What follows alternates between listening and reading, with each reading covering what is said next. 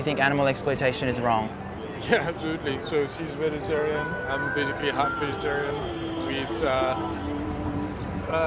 like eggs. What is it called again? I'm lacto-ovo, Pastured. but I only eat pastured eggs these days. Pastured eggs, yeah. From farmers that are like at the farmer's market and can show me pictures of the chickens. And for Yes, these and- reasons. Okay, so I understand, and I understand how you feel, both of you. You agree that animal exploitation is wrong. Yeah. Right. And so my next question was going to be, what do you think you can do about it? But it sounds like you're already interested in doing something about it. Yep. Are you aware that even when you get animal products from the local farms, and I went down this route myself, and many of us have in the beginning stages when you try to figure this out, you're still exploiting animals, because ultimately you're attaining a product that comes out of their bodies, and the only reason they exist is for what comes out of their bodies. A chicken that's been selectively bred into existence to lay eggs has only happened as a result of the egg industry, which is built entirely off exploitation. When we first found them in Tibet, in China, they were a third of the size,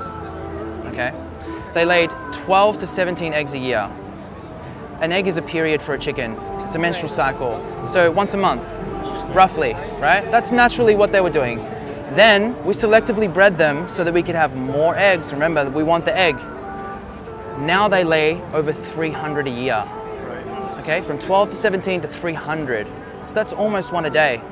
And you're a woman, imagine having a period every day. How uncomfortable would that be? So merely existing for these beings is torturous. And by the way, even in those idyllic farms, the male chicks are always murdered because they don't lay any eggs. And so they don't see them as a resource, and that's all they see them as, is a product or an object. They're not going to feed them and spend resources on raising them when they're not getting eggs out of them, because remember, that's all they want. Right. So they suffocate them, or they gas them, or the most common method is macerating them, and this is a common method around the world. So they put them on conveyor belts after separating the males from the females, and then once the males are separated, they put them on a conveyor belt that drops into spinning blades like a blender.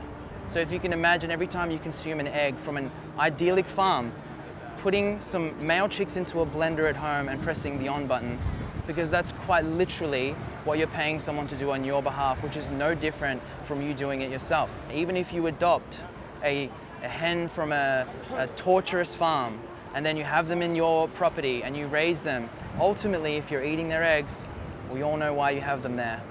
Nobody goes to get a laying hen as a companion animal. They get dogs and cats. They only get laying hens for eggs, and that is the definition of exploitation.